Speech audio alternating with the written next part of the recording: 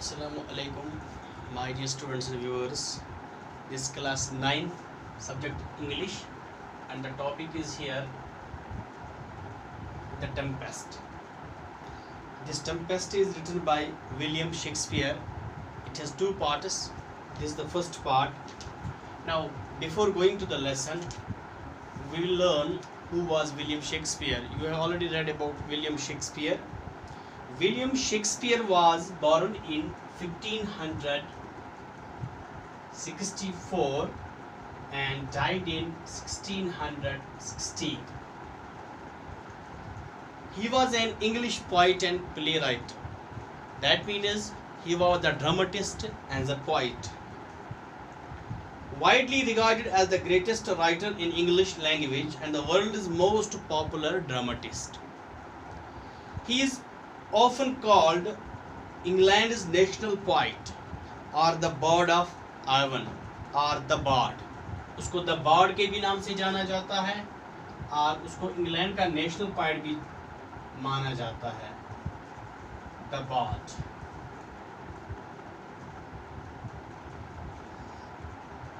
His surviving works consist of 38 plays. You should learn these things. He has written 38 plays, and he has written 154 sonnets. 154 sonnets. Two long narrative poems.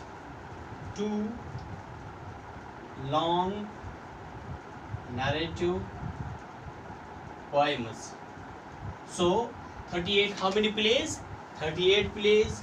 How many sonnets? 154 sonnets and two long narrative poems and several other poems. His plays have been translated into every major living language.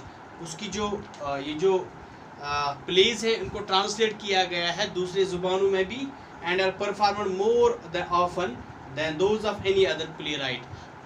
तो बाकी जो playwright हैं उनके मुकाबले में इसके ज़्यादा perform किए गए स्टेज पे. Shakespeare was born and raised in Stratford upon Avon. Shakespeare produced most of his known works between 1590 and 1613. Ben Jonson said of Shakespeare. तो Ben Jonson ने शेक्सपियर के मुतालिक क्या कहा है? He is not of an age. ये sentence आप याद रखिए. He is not of an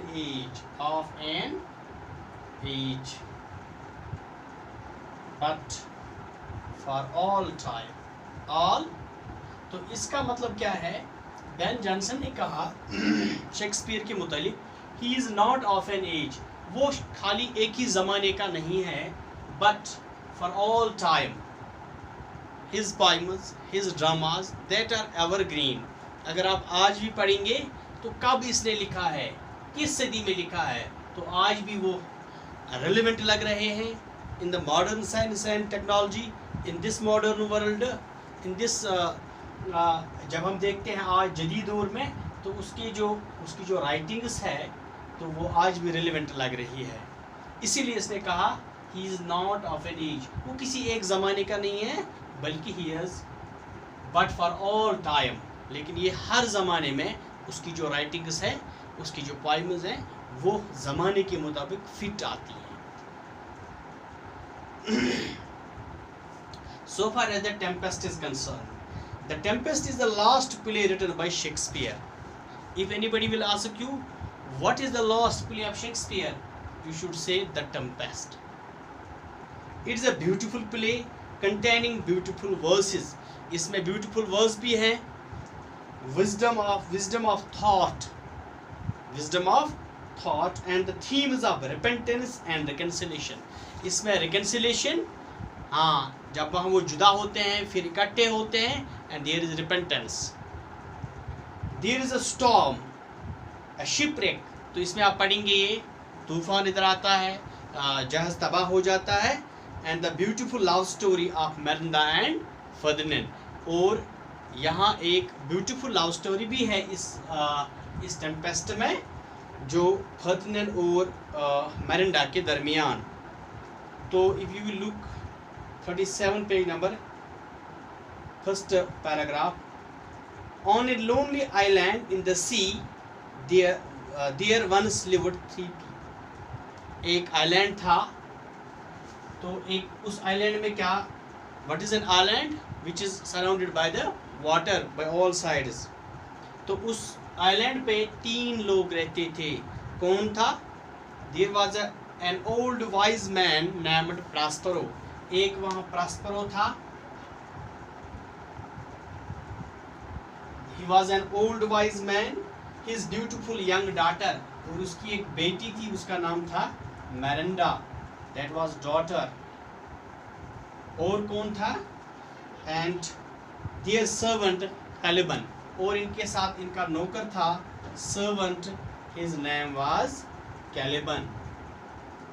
so how many characters are here so far as we find here?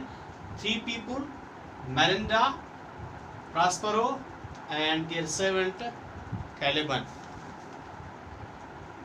Father and daughter had come to the island 12 years before।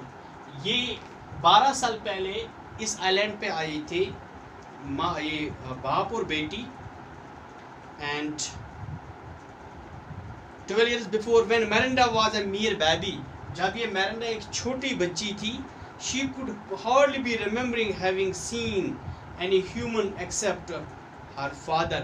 उसने दुनिया में कोई इंसान नहीं देखा था अपने बाप के सिवा। As for the Caliban, he hardly looked human। ये जो कैलिबन इनका नौकर था, ये ज़्यादातर इंसान नहीं दिख रहा था, क्योंकि he looked more like a fish than a man। उसकी जो शक्ल थी वो एक मछली जैसी थी, वो मछली के साथ मिलता जुलता था। इसीलिए मिरांडा ने कोई इंसान, दुनिया का कोई इंसान नहीं देखा था। Dear students, I will conclude today. Inshallah, we will continue it tomorrow. Thanks.